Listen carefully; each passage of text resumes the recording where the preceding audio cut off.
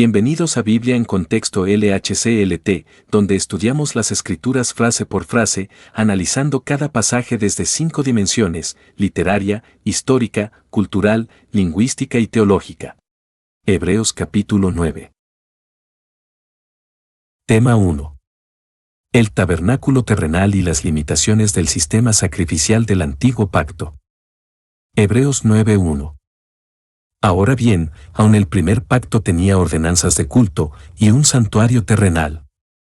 Ahora bien, aun el primer pacto tenía ordenanzas de culto. El autor reconoce que el antiguo pacto no carecía de estructura ni propósito. Dios mismo lo instituyó con reglas precisas para el servicio sagrado. Éxodo 25:40 y Levítico detallan estas instrucciones. Cada rito, sacrificio y utensilio tenía un significado simbólico. Aunque temporales, eran santos en su función. Preparaban al pueblo para entender la santidad y la necesidad de expiación. Su valor estaba en señalar a Cristo. Y un santuario terrenal. El tabernáculo fue construido bajo orden divina, pero era material, temporal y limitado. Éxodo 25:8, harán un santuario para mí, y habitaré en medio de ellos. Era el centro del culto hebreo, pero no era el lugar definitivo de comunión con Dios.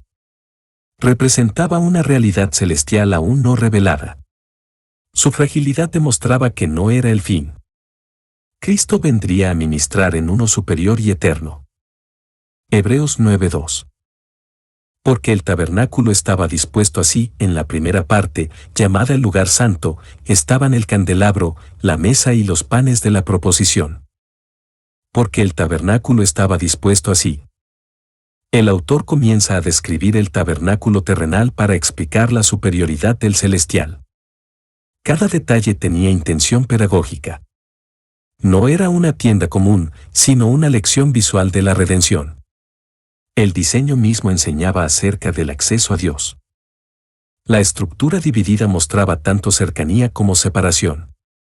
La disposición revela el orden establecido por Dios para su adoración. En la primera parte, llamada el lugar santo. Esta sección del tabernáculo era accesible solo a los sacerdotes, quienes ministraban diariamente. Representa el nivel inicial de comunión con Dios. Aquí comenzaba el servicio, pero no era el lugar de máxima cercanía. Simbolizaba el acceso limitado del antiguo pacto. Aunque sagrado, no permitía la entrada del pueblo común. Cristo abriría un camino más alto que este. Estaban el candelabro, la mesa y los panes de la proposición. Cada uno de estos elementos tenía profundo simbolismo. El candelabro, Éxodo 25:31-40, representa la luz divina y la revelación. La mesa con los panes, Éxodo 25:23-30, simboliza la provisión constante de Dios y su comunión con el pueblo. Todo apuntaba a Cristo, quien es la luz del mundo, Juan 8:12, y el pan de vida, Juan 6:35. Estos objetos eran sombras de la plenitud que hallamos en él. Hebreos 9:3. Tras el segundo velo estaba la parte del tabernáculo llamada el lugar santísimo. Tras el segundo velo. Este velo separaba el lugar santo del lugar santísimo. Éxodo 26:33 ordena que este velo ocultara el arca, mostrando que el acceso directo a Dios aún no estaba disponible. Simbolizaba la barrera entre el Dios santo y el hombre pecador. Solo el sumo sacerdote podía pasar, y solo una vez al año. Mateo 27:51 relata que este velo fue rasgado cuando Cristo murió, indicando el acceso abierto por su sangre. Estaba la parte del tabernáculo llamada el lugar santísimo. El lugar santísimo era el sitio más sagrado, donde se manifestaba la presencia de Dios. Éxodo 25:22, allí me declararé a ti. Representaba la morada divina, pero estaba oculta al pueblo. Nadie podía entrar sin morir, salvo el sumo sacerdote en el día de la expiación. Este lugar prefiguraba el cielo mismo, el verdadero santuario donde Cristo entró con su propia sangre. Aquí apunta la obra culminante del Evangelio. Hebreos 9:4. el cual tenía un incensario de oro, y el arca del pacto cubierta de oro por todas partes, en la que estaba una N de oro que contenía el maná, la vara de Aarón que reverdeció, y las tablas del pacto, el cual tenía un incensario de oro. El incensario se utilizaba para ofrecer incienso ante la presencia de Dios.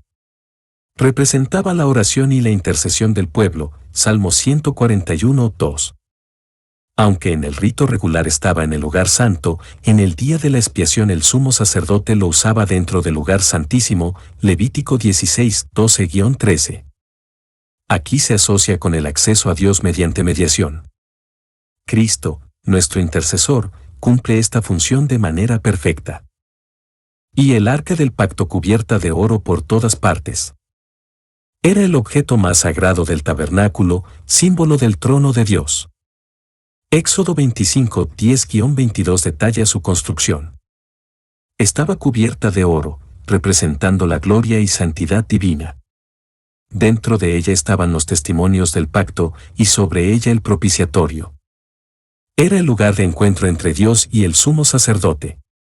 Prefigura a Cristo como el lugar donde Dios se encuentra con el hombre por medio del sacrificio. En la que estaba una N de oro que contenía el maná, la vara de Aarón que reverdeció, y las tablas del pacto. Estos tres objetos simbolizaban el trato de Dios con Israel. El maná recordaba la provisión en el desierto, Éxodo 16:33. La vara de Aarón, su autoridad divina, Números 17:10. Las tablas del pacto, su ley escrita, Éxodo 25 horas y 16 minutos. Todas estas cosas señalaban a Cristo, el pan de vida, el sacerdote escogido, y el cumplimiento de la ley. El arca contenía memoria de gracia, liderazgo y pacto. Hebreos 9:5. Y sobre ella los querubines de gloria que cubrían el propiciatorio, de las cuales cosas no se puede ahora hablar en detalle. Y sobre ella los querubines de gloria. Los querubines eran figuras celestiales talladas en oro, que cubrían con sus alas el arca, Éxodo 25, 18-20. Representaban la presencia gloriosa de Dios, como en Génesis 3:24. Eran guardianes simbólicos del lugar santo. Estaban siempre mirando hacia el propiciatorio, anticipando la obra redentora. Este detalle remarca la santidad del trono de Dios. En su presencia habita gloria y majestad. ¿Qué cubrían el propiciatorio? El propiciatorio era la tapa del arca, el lugar donde se rociaba la sangre del sacrificio, Levítico 16, 14-15.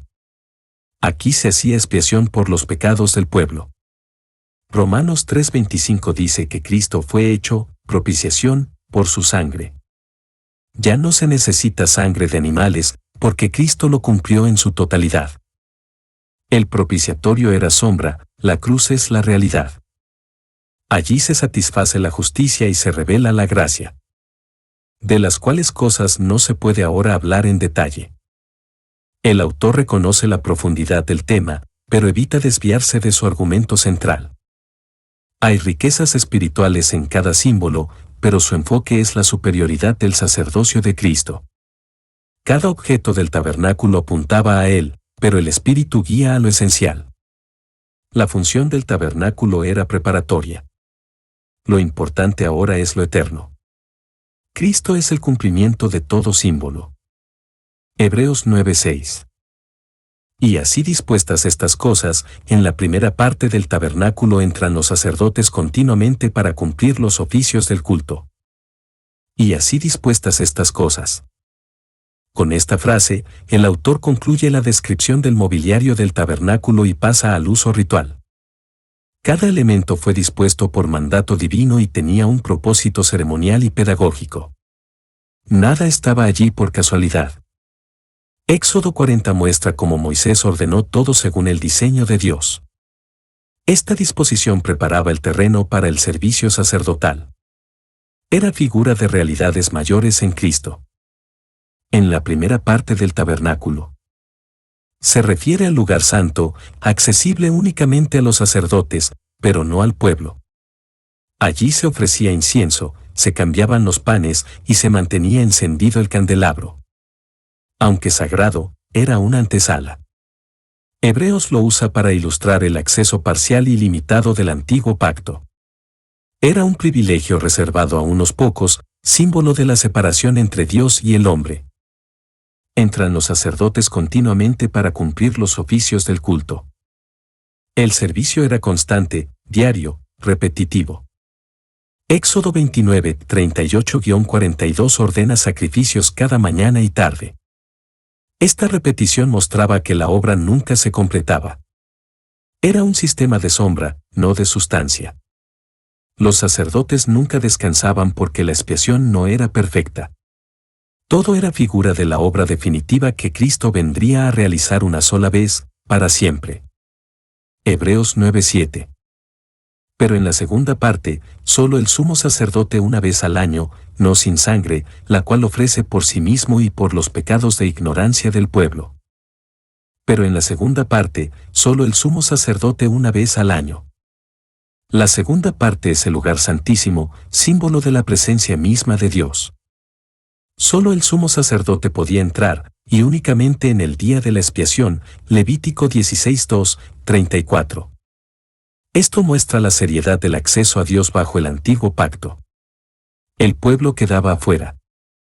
Era una ceremonia de temor y solemnidad. Este acceso limitado enseñaba la necesidad de una mediación más perfecta. No sin sangre.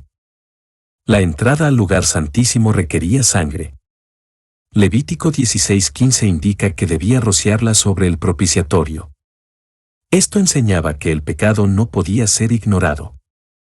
Sin derramamiento de sangre, no hay perdón, Hebreos 9:22. La sangre era símbolo de vida ofrecida en sustitución. Cada año recordaba la culpa del pueblo. Cristo vino a cumplir esto, no con sangre ajena, sino con la suya, la cual ofrece por sí mismo y por los pecados de ignorancia del pueblo. El sumo sacerdote primero debía hacer expiación por sus propios pecados, Levítico 16:6. Esto mostraba su imperfección. Luego ofrecía por el pueblo, específicamente por pecados cometidos sin plena conciencia. El sistema no podía tratar con rebelión deliberada, Números 15:30. Era una cobertura temporal. Cristo, siendo sin pecado, no ofreció por sí mismo. Su sacrificio fue por todos y para siempre. Hebreos 9:8. Dando el Espíritu Santo a entender con esto, que aún no se había manifestado el camino al lugar santísimo, entre tanto que la primera parte del tabernáculo estuviese en pie. Dando el Espíritu Santo a entender con esto. El Espíritu Santo, autor supremo de las Escrituras, usó el diseño del tabernáculo como enseñanza simbólica. Todo lo prescrito en la ley tenía un propósito revelador. Segunda de Pedro 1:21 confirma que los hombres hablaron inspirados por el Espíritu. Aquí, él usa las limitaciones del antiguo sistema para mostrar que el acceso pleno a Dios no estaba disponible todavía. El simbolismo era intencional, no accidental. Que aún no se había manifestado el camino al lugar santísimo. El lugar santísimo representa la presencia directa de Dios. Mientras el velo estaba en pie, el acceso estaba restringido. Juan 14:6, nadie viene al Padre, sino por mí. El antiguo pacto no podía abrir ese camino. El sacrificio de animales no podía franquear la entrada al cielo. Solo Cristo, con su sangre perfecta, abriría ese camino. El acceso directo a Dios era una esperanza aún no cumplida. Entre tanto que la primera parte del tabernáculo estuviese en pie. La existencia activa del sistema levítico indicaba que el acceso a Dios seguía siendo indirecto. Mientras el lugar santo funcionaba, el lugar santísimo seguía cerrado. Esto enseñaba que el sistema antiguo era provisional. Hebreos 10:20 dirá que Cristo abrió un camino nuevo y vivo. La presencia del tabernáculo terrenal simbolizaba la separación espiritual. Solo con su abolición llegó la plena comunión. Hebreos 9:9. Lo cual es símbolo para el tiempo presente, según el cual se presentan ofrendas y sacrificios que no pueden hacer perfecto, en cuanto a la conciencia, al que practica ese culto. Lo cual es símbolo para el tiempo presente. El antiguo sistema era una figura temporal, una parábola visual. No era el cumplimiento, sino la preparación. Cada rito hablaba de realidades futuras. Romanos 15:4 dice que las cosas que se escribieron antes para nuestra enseñanza se escribieron. El tabernáculo era una enseñanza viva del Evangelio. Todo lo que representaba apuntaba a Cristo. Su propósito era pedagógico, no permanente, según el cual se presentan ofrendas y sacrificios. Los sacrificios eran constantes, repetitivos y detalladamente prescritos. Levítico está lleno de estas instrucciones. Pero eran incapaces de cambiar el corazón. Representaban fidelidad y obediencia externa. El problema no estaba en el rito, sino en su incapacidad para transformar. Cristo ofrecería el sacrificio que realmente redime. Los antiguos solo cubrían temporalmente el pecado. Que no pueden hacer perfecto, en cuanto a la conciencia, al que practica ese culto. La conciencia seguía acusando al adorador, porque la culpa no era eliminada. Hebreos 10:1-2 declara que los sacrificios repetidos no quitaban el pecado. Solo Cristo limpia la conciencia del pecado muerto, Hebreos 9:14.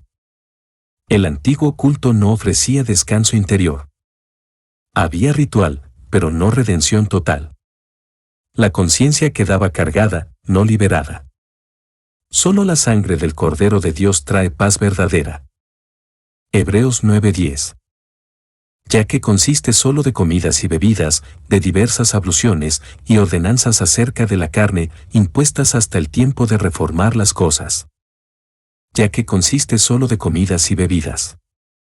Estas regulaciones ceremoniales tenían que ver con lo externo. Levítico 11:15 detalla normas alimenticias y de purificación. Eran señales de santidad ritual, no de transformación espiritual. Colosenses 2:16 dice que ya no estamos sujetos a estas sombras. Aunque ordenadas por Dios, eran temporales. No producían vida espiritual. Señalaban separación, pero no regeneración. De diversas abluciones y ordenanzas acerca de la carne. Las abluciones eran lavamientos rituales para purificación externa. Marcos 7:4 menciona estos lavados entre los judíos. Eran prácticas de limpieza ceremonial, no interior. Las ordenanzas afectaban al cuerpo, no al alma. No restauraban la relación con Dios, solo ilustraban necesidad de pureza. Estas prácticas eran útiles solo hasta la venida del verdadero purificador, Cristo. Impuestas hasta el tiempo de reformar las cosas. El sistema levítico tenía fecha de caducidad. Era obligatorio hasta que llegara el cumplimiento en Cristo. Reformar implica enderezar, corregir, establecer lo definitivo.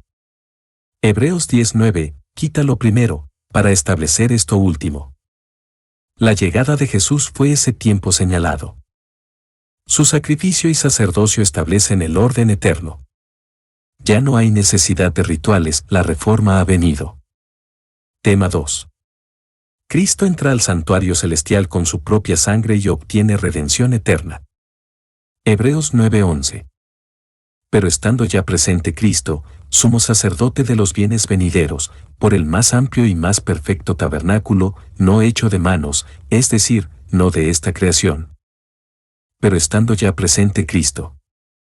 El contraste es decisivo, ahora que Cristo ha venido, todo lo anterior queda superado. Su presencia marca un antes y un después en la historia redentora. Gálatas 4:4 dice que vino, cuando vino el cumplimiento del tiempo. Él no es figura, es realidad. No es sombra, es cumplimiento.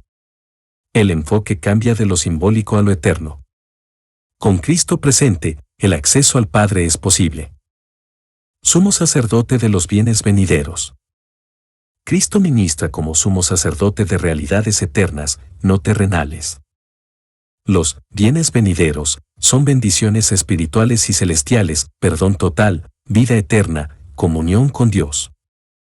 Hebreos 10:1 habla de estos bienes como la sustancia prometida. Él no ministra en un sistema ritual, sino en uno transformador. Su sacerdocio garantiza lo que el antiguo solo anticipaba. Él trae lo eterno al presente. Por el más amplio y más perfecto tabernáculo. El lugar donde Cristo ministra no tiene límites físicos ni imperfección alguna. El tabernáculo celestial es superior en todo, en acceso, eficacia y permanencia. No está sujeto al desgaste ni a la corrupción. Es amplio porque incluye a todos los redimidos de toda nación. Es perfecto porque no necesita reparación ni renovación. Allí no entra sangre de animales, sino la presencia gloriosa del Hijo. No hecho de manos, es decir, no de esta creación.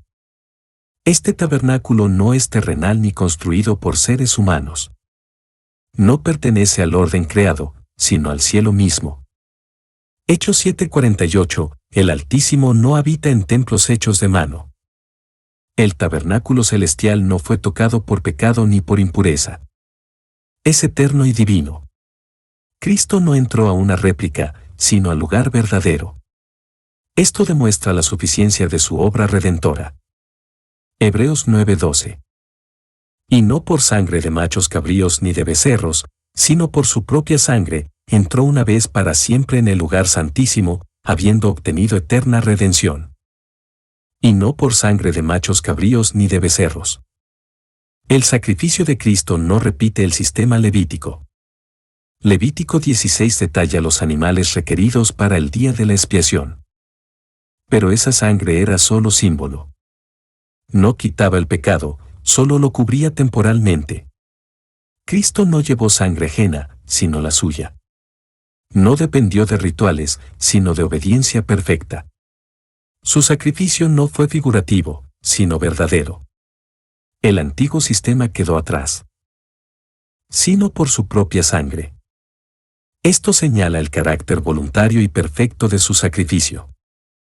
Efesios 1:7, en quien tenemos redención por su sangre. No hubo sustituto, él mismo se ofreció. Su sangre es inmaculada, poderosa, eficaz. No hubo error ni contaminación. Cada gota vertida fue parte del plan eterno de redención. Es la sangre del pacto nuevo, que limpia y reconcilia. Su entrega fue total y suficiente. Entró una vez para siempre en el lugar santísimo. A diferencia del sumo sacerdote terrenal, que entraba cada año, Cristo entró una sola vez. Su sacrificio no necesita repetirse. Hebreos 10:12, ofreció un solo sacrificio por los pecados para siempre. Entró al santuario celestial, al lugar donde habita la gloria de Dios. Allí presentó su obra consumada. Su entrada fue definitiva y asegura acceso eterno para todos los creyentes. Habiendo obtenido eterna redención. Esta es la culminación gloriosa de su obra, redención eterna. No es temporal ni condicional. Redención significa rescate por precio pagado. Primera de Pedro 1:18-19 dice que fuimos rescatados no con oro, sino con sangre preciosa. Esta redención no expira ni necesita renovación. Es eterna porque su sacrificio fue perfecto. Cristo no solo salva del pecado, salva para siempre. Hebreos 9:13. Porque si la sangre de los toros y de los machos cabríos, y las cenizas de la becerra rociadas a los inmundos, santifican para la purificación de la carne. Porque si la sangre de los toros y de los machos cabríos. Estos animales eran usados en los sacrificios del día de la expiación y otras ceremonias. Levítico 16 detalla el uso de sus sangres para cubrir el pecado del pueblo. Aunque su valor era simbólico, el ritual producía efectos legales de purificación externa. No había poder salvador en esa sangre, pero Dios la aceptaba como sombra. Este argumento parte de lo menor para conducir a lo mayor, Cristo. Y las cenizas de la becerra rociadas a los inmundos. Esto alude al rito de la vaca alazana o roja, Números 19, cuyas cenizas mezcladas con agua se usaban para purificar a quienes habían tocado muertos. Era un rito de limpieza ceremonial. El impuro quedaba habilitado para volver a la vida comunitaria y al culto. Nuevamente, el efecto era externo, ritual. Si ese símbolo funcionaba en lo ceremonial, cuanto más lo hará la realidad en lo espiritual. santifican para la purificación de la carne. Esta purificación era solo superficial y temporal. Permitía que la persona volviera a participar del culto, pero no eliminaba su pecado. No había transformación interior ni perdón eterno. Sin embargo, era una figura útil para ilustrar lo que Cristo haría. El sistema era pedagógico, no definitivo. Su santificación era limitada a lo físico. Señalaba la necesidad de algo superior y eterno. Hebreos 9:14. Cuanto más la sangre de Cristo, el cual mediante el Espíritu Eterno se ofreció a sí mismo sin mancha a Dios, limpiará vuestras conciencias de obras muertas para que sirváis al Dios vivo. Cuanto más la sangre de Cristo. Aquí se aplica el argumento del mucho más. Si los símbolos producían efecto externo, la sangre real de Cristo produce transformación eterna. Romanos 5:9 dice, mucho más, estando ya justificados en su sangre. La sangre de Cristo no solo cubre, limpia. No solo habilita para el culto ritual, sino para una vida consagrada. Su valor es infinito, eterno, divino. No hay otra sangre como la suya. El cual mediante el Espíritu Eterno se ofreció a sí mismo sin mancha a Dios. Cristo no fue víctima pasiva, sino sacerdote activo.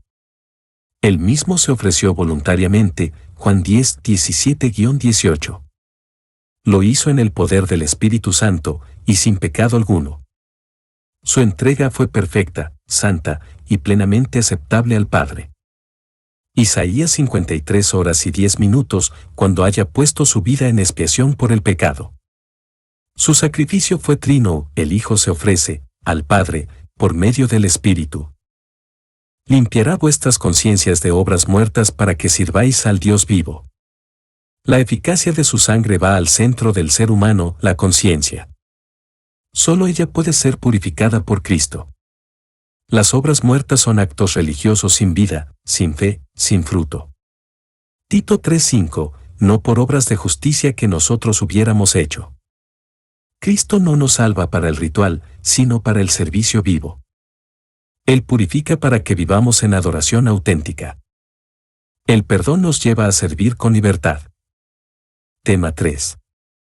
La muerte de Cristo como mediador del nuevo pacto y fundamento de la redención prometida. Hebreos 9:15. Así que, por eso es mediador de un nuevo pacto, para que interviniendo muerte para la remisión de las transgresiones que había bajo el primer pacto, los llamados reciban la promesa de la herencia eterna. Así que, por eso es mediador de un nuevo pacto. La función de mediador implica reconciliación entre dos partes enemistadas.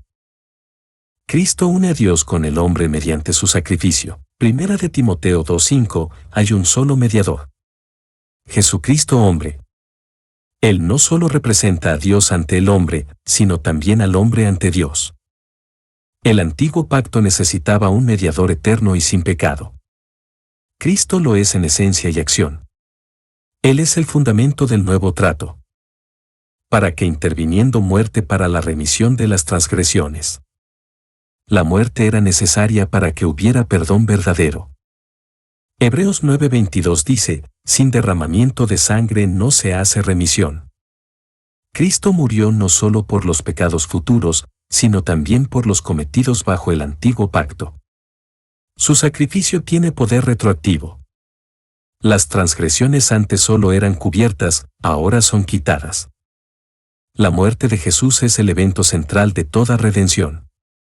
¿Qué había bajo el primer pacto? El antiguo pacto revelaba el pecado, pero no podía quitarlo. Romanos 3:25 explica que Dios pasó por alto los pecados pasados en su paciencia, sabiendo que Cristo los pagaría. Los sacrificios del At eran sombras, su eficacia venía de Cristo. Los fieles del antiguo pacto fueron salvos por gracia, mirando hacia la cruz.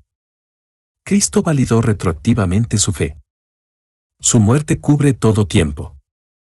Los llamados reciban la promesa de la herencia eterna. Los llamados son aquellos elegidos y atraídos eficazmente por Dios. Romanos 8:30 los describe como los que son justificados y glorificados. La herencia eterna es la salvación plena, vida eterna, comunión con Dios, gloria futura. Primera de Pedro 1:4, una herencia incorruptible, reservada en los cielos. Esta promesa es segura por el sacrificio de Cristo. Él garantiza que los llamados la recibirán. Hebreos 9:16. Porque donde hay testamento, es necesario que intervenga muerte del testador. Porque donde hay testamento. Aquí el autor utiliza una analogía legal. El pacto también puede entenderse como testamento. Un testamento contiene disposiciones de herencia, pero no tiene efecto mientras el testador vive. Este cambio de enfoque refuerza la necesidad de la muerte de Cristo. El nuevo pacto no es solo contrato, también es herencia.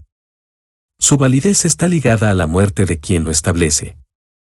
Es necesario que intervenga muerte del testador. La muerte es el evento que activa la herencia. Si Cristo no hubiese muerto, el pacto no tendría fuerza legal ni espiritual. Su sangre sella y valida las promesas eternas. Gálatas 3:15 dice que ni siquiera un pacto humano se invalida una vez ratificado. Cuanto más el pacto sellado con la sangre del Hijo de Dios. Su muerte es el fundamento jurídico y redentor del nuevo pacto. Hebreos 9:17. Porque el testamento con la muerte se confirma, pues no es válido entre tanto que el testador vive. Porque el testamento con la muerte se confirma. La analogía continúa, un testamento cobra fuerza legal tras la muerte del que lo escribió. Esto muestra que el nuevo pacto no podía entrar en vigor sin el sacrificio de Cristo. Su muerte no fue un accidente, sino un acto necesario y previsto. Fue la confirmación de todas las promesas divinas. Es la base del perdón y la gracia. La cruz selló lo que antes solo fue anunciado. Pues no es válido entre tanto que el testador vive. Mientras el testador está vivo, las promesas del testamento son esperadas, pero no entregadas. De igual forma, antes de la muerte de Cristo, las bendiciones del nuevo pacto estaban prometidas, pero no aplicadas plenamente. Su sacrificio activó el acceso, el perdón y la herencia. Romanos 5:10, siendo enemigos, fuimos reconciliados con Dios por la muerte de su Hijo. Solo su muerte abrió la puerta. Hebreos 9:18. De donde ni aun el primer pacto fue instituido sin sangre. De donde ni aun el primer pacto fue instituido sin sangre. El autor establece que el uso de sangre no fue exclusivo del nuevo pacto. Desde el inicio, Dios exigió sangre como señal de consagración y expiación. Éxodo 24:8 relata que Moisés roció sangre sobre el pueblo al establecer el pacto. Esto mostraba que la relación con Dios estaba fundada en sacrificio. La sangre simboliza vida ofrecida para reconciliación. El principio de redención está presente desde el principio. Hebreos 9:19. Porque habiendo anunciado Moisés todos los mandamientos de la ley a todo el pueblo, tomó la sangre de los becerros y de los machos cabríos, con agua, lana escarlate y hisopo, y roció el mismo libro y también a todo el pueblo. Porque habiendo anunciado Moisés todos los mandamientos de la ley a todo el pueblo. El pacto fue precedido por la proclamación de la ley. Éxodo 24, 3-4 registra que el pueblo respondió afirmativamente. La palabra de Dios siempre precede al sacrificio. El pueblo debía saber en qué se comprometía. Dios no oculta su voluntad. Su pacto es claro, santo y justo. Solo al comprenderla se puede apreciar el valor de la sangre que cubre el pecado del que falla. Tomó la sangre de los becerros y de los machos cabríos. Estos animales fueron sacrificados para sellar el pacto. La sangre tenía un papel central en la ceremonia. Representaba el costo de la relación con Dios. Levítico 17:11 dice que, la vida de la carne en la sangre está. Al usar esta sangre, Moisés establecía solemnemente que el pacto era de vida o muerte. No era un acuerdo ligero. La sangre unía al pueblo con Dios bajo una alianza sagrada. Con agua, lana escarlate y hisopo.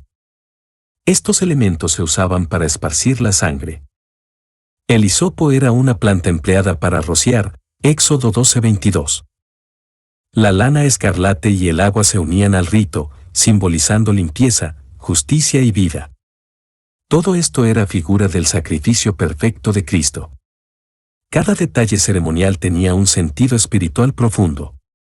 El ritual apuntaba a la pureza interior que solo Cristo puede otorgar. Y roció el mismo libro y también a todo el pueblo. Moisés roció con sangre tanto el libro de la ley como al pueblo, indicando que ambas partes del pacto estaban bajo la sangre. Éxodo 24, 7-8 confirma este acto. Esto significaba que la obediencia a la ley y la bendición de Dios estaban aseguradas por sacrificio. Hoy, en Cristo, tanto la palabra como el creyente son consagrados mediante su sangre. La relación con Dios siempre pasa por la cruz. Hebreos 9:20. Diciendo, esta es la sangre del pacto que Dios os ha mandado. Diciendo, esta es la sangre del pacto que Dios os ha mandado. Estas palabras citan a Moisés en Éxodo 24:8, y Jesús las repetiría en la institución de la cena, Mateo 26:28. Ambas citas conectan la sangre con la alianza divina. En ambas, la sangre es señal de obediencia y comunión. El sacrificio es lo que permite entrar en pacto con Dios. Cristo tomó esa expresión y la aplicó a sí mismo. Él es el mediador y la sangre del nuevo pacto. Hebreos 9:21. Y además de esto, roció también con la sangre el tabernáculo y todos los vasos del ministerio. Y además de esto, roció también con la sangre el tabernáculo. Aunque no se menciona explícitamente en Éxodo 24, el autor de Hebreos, guiado por el Espíritu, señala que el tabernáculo también fue rociado con sangre. Esto pudo haberse hecho al consagrarlo, como se sugiere en Levítico 8:15. La sangre santificaba no solo al pueblo, sino también el lugar donde Dios se manifestaba. Así se mostraba que todo debía ser purificado antes de estar en comunión con Dios. Y todos los vasos del ministerio. Los utensilios del tabernáculo, altares, mesas, candelabros, también fueron rociados con sangre para su consagración, Éxodo 29, 36-37. Esto indicaba que nada, por útil que fuera, podía usarse sin ser antes purificado. El pecado afectaba toda área del servicio. La sangre lo separaba para uso santo. Hoy, en Cristo, no solo el creyente, sino también su servicio es santificado por su sacrificio. Hebreos 9:22. Y casi todo es purificado, según la ley, con sangre, y sin derramamiento de sangre no se hace remisión. Y casi todo es purificado, según la ley, con sangre. La mayoría de los rituales de purificación en el Antiguo Testamento requerían sangre, aunque algunos incluían agua o fuego, Números 31:23. El principio general era claro, la sangre era el medio por el cual se restauraba la relación con Dios. Levítico 17:11 establece que es la sangre la que hace expiación por el alma. Esta purificación apuntaba a la verdadera limpieza en Cristo. Y sin derramamiento de sangre no se hace remisión. Aquí se declara una verdad central de la redención, sin derramamiento de sangre no hay perdón. El pecado exige justicia, y la paga del pecado es muerte, Romanos 6:23. Solo la muerte vicaria, una vida entregada en lugar del pecador, puede satisfacer la justicia divina. Jesús cumplió esto perfectamente en la cruz. Su sangre no solo cubre, limpia. Él es el Cordero de Dios que quita el pecado del mundo. Tema 4. El sacrificio único y definitivo de Cristo para quitar el pecado y traer salvación final. Hebreos 9:23. Fue, pues, necesario que las figuras de las cosas celestiales fuesen purificadas así, pero las cosas celestiales mismas, con mejores sacrificios que estos. Fue, pues, necesario que las figuras de las cosas celestiales fuesen purificadas así. Los objetos del tabernáculo terrenal, figura del cielo, requerían purificación con sangre animal, como vimos en Éxodo y Levítico. Eran símbolos de verdades eternas, pero aún así, necesitaban ser consagrados. Esta necesidad se debía a que el pecado humano los contaminaba por asociación. La purificación era ceremonial, no literal. Aún las copias debían ser tratadas con reverencia porque apuntaban a lo eterno. Pero las cosas celestiales mismas, con mejores sacrificios que estos. Aquí se introduce un misterio glorioso: lo celestial fue purificado con el sacrificio de Cristo. No porque el cielo esté contaminado, sino porque para abrir el acceso del hombre pecador, debía intervenir un sacrificio perfecto. El mejor sacrificio no es plural en sentido literal, sino enfático. Cristo ofreció una sola ofrenda con valor eterno. Su entrada al cielo no fue vacía, sino con sangre redentora. Hebreos 9:24. Porque no entró Cristo en el santuario hecho de mano, figura del verdadero, sino en el cielo mismo para presentarse ahora por nosotros ante Dios. Porque no entró Cristo en el santuario hecho de mano. Jesús no ministró en el templo de Jerusalén ni en el tabernáculo terrenal. Él no era sacerdote levítico, y su sacerdocio no tenía lugar en el sistema antiguo. El templo terrenal era limitado, sujeto a corrupción y destrucción. Cristo no vino a mejorar lo viejo, sino a introducir lo nuevo. Su obra trasciende lo material. No sirvió en sombra, sino en sustancia. Figura del verdadero. El santuario terrenal era solo una representación visual del real santuario en el cielo. Éxodo 25:40 dice que Moisés debía hacer todo según el modelo celestial. Lo terrenal era valioso por lo que anticipaba, no por lo que era en sí. Cristo, al entrar al santuario verdadero, confirmó que toda figura apuntaba a Él. Lo visible era preparación, lo eterno es plenitud. Ahora todo se cumple en lo celestial. Sino en el cielo mismo para presentarse ahora por nosotros ante Dios.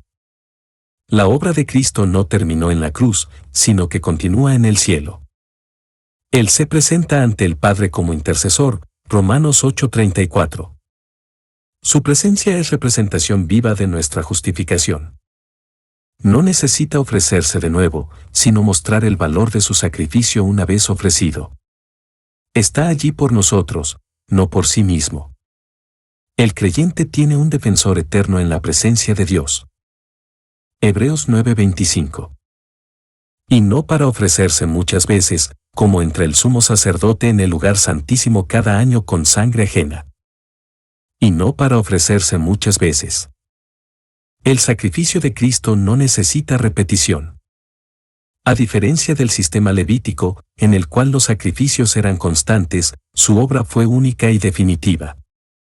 Hebreos 10:14, con una sola ofrenda hizo perfectos para siempre a los santificados. Su muerte no fue un acto ritual, sino redentor. No hay necesidad de representarla cada año, pues fue suficiente desde el primer momento. Su eficacia es eterna. Como entre el sumo sacerdote en el lugar santísimo cada año con sangre ajena. El día de la expiación, Levítico 16, requería la entrada del sumo sacerdote una vez al año. Lo hacía con sangre que no era suya, la de un animal inocente. Esa sangre no quitaba el pecado, solo lo cubría temporalmente. Era un acto repetitivo porque no resolvía el problema de raíz. Cristo, en contraste, entró una sola vez al verdadero lugar santísimo con su propia sangre. Su obra no tiene comparación. Hebreos 9:26. De otra manera le hubiera sido necesario padecer muchas veces desde el principio del mundo, pero ahora, en la consumación de los siglos, se presentó una vez para siempre por el sacrificio de sí mismo para quitar de en medio el pecado. De otra manera le hubiera sido necesario padecer muchas veces desde el principio del mundo. Si el sacrificio de Cristo no hubiese sido suficiente, tendría que morir repetidamente. Pero esto sería incompatible con su perfección. Su obra es tan completa que abarca todos los tiempos, desde Adán hasta la consumación. Apocalipsis 13:8 lo llama, el Cordero que fue inmolado desde el principio del mundo. Su sacrificio cubre todos los pecados de los elegidos en toda era. No hay necesidad de repetición. Pero ahora, en la consumación de los siglos. La venida de Cristo señala el clímax del plan redentor de Dios. Consumación de los siglos se refiere a la era en la que todo se cumple, las profecías, los tipos, las promesas. Gálatas 4:4, al cumplirse el tiempo, Dios envió a su Hijo. Con su aparición, lo antiguo se cumple y lo nuevo se inaugura. Ya no se espera otra revelación. Él es el centro de toda la historia. Se presentó una vez para siempre por el sacrificio de sí mismo. Cristo no ofreció a otro, sino a sí mismo. Esta entrega fue voluntaria, perfecta y definitiva. Hebreos 10:10, somos santificados mediante la ofrenda del cuerpo de Jesucristo hecha una vez para siempre. La expresión, una vez, recalca la suficiencia de su obra. No fue un intento, fue la solución. No es simbólico, es sustancial. Su cuerpo fue el templo en el cual se consumó la redención. Para quitar de en medio el pecado. Esta es la meta gloriosa del sacrificio de Cristo, remover totalmente el pecado. Juan 1:29, he aquí el Cordero de Dios, que quita el pecado del mundo. No se trata solo de perdonarlo, sino de destruir su poder. En el nuevo pacto, el pecado ya no domina al creyente. Cristo lo venció por medio de su cruz. Su obra no cubre temporalmente, sino que erradica eternamente la culpa del pecado. Hebreos 9:27. Y de la manera que está establecido para los hombres que mueran una sola vez, y después de esto el juicio. Y de la manera que está establecido para los hombres que mueran una sola vez. La muerte no es casual ni accidental, es un decreto divino. Génesis 3:19 anuncia que el hombre volvería al polvo por causa del pecado. Este versículo afirma que la muerte física es parte del plan de Dios para juzgar el pecado. También niega doctrinas falsas como la reencarnación. Cada ser humano tiene una sola oportunidad en esta vida. Después de la muerte, no hay segundas vueltas. Solo queda la eternidad. Y después de esto el juicio. La muerte no es el fin, sino el inicio de una evaluación definitiva. 2 Corintios 5:10 dice que todos compareceremos ante el tribunal de Cristo. Para el creyente, el juicio es para recompensa, para el incrédulo, para condenación. Hebreos 10:31, horrenda cosa es caer en manos del Dios vivo. Esta declaración pone el marco solemne para apreciar aún más el sacrificio de Cristo. Él quita el temor del juicio. Hebreos 9:28. Así también Cristo fue ofrecido una sola vez para llevar los pecados de muchos, y aparecerá por segunda vez, sin relación con el pecado, para salvar a los que le esperan. Así también Cristo fue ofrecido una sola vez. Así como el hombre muere una sola vez, Cristo también murió una vez, pero no por él, sino por nosotros. Romanos 6:10, en cuanto murió, al pecado murió una vez por todas. Su sacrificio no requiere repetición. Fue perfecto, completo y suficiente. Esta muerte única contrasta con los sacrificios levíticos. Él murió una vez, para siempre. Y esa sola muerte abrió el camino a la vida eterna. Para llevar los pecados de muchos. Cristo no murió por un número indefinido, sino por muchos, es decir, por los que creen. Isaías 53:12 llevó el pecado de muchos. Su muerte fue vicaria y sustitutiva. Cargó con la culpa, la ira y la condenación que merecíamos. Él es el portador del pecado ajeno. Su sacrificio no solo cubre, sino que remueve el pecado de los elegidos. Es el cumplimiento del plan eterno de redención. Y aparecerá por segunda vez. La primera venida fue en humillación, la segunda será en gloria. Tito 2:13, aguardando la esperanza bienaventurada y la manifestación gloriosa. La promesa de su regreso es tan segura como su muerte. Él no vendrá como cordero, sino como rey. Esta venida traerá justicia, restauración y plenitud. La esperanza cristiana no termina en la cruz, sino en su retorno. Él vendrá nuevamente. Sin relación con el pecado. La primera vez vino para ser hecho pecado por nosotros. Ahora viene sin tener que tratar con el pecado otra vez, porque ya fue vencido. Romanos 6:9, Cristo, habiendo resucitado, ya no muere. No vuelve para sufrir, sino para reinar. El juicio del pecado fue consumado en el Calvario.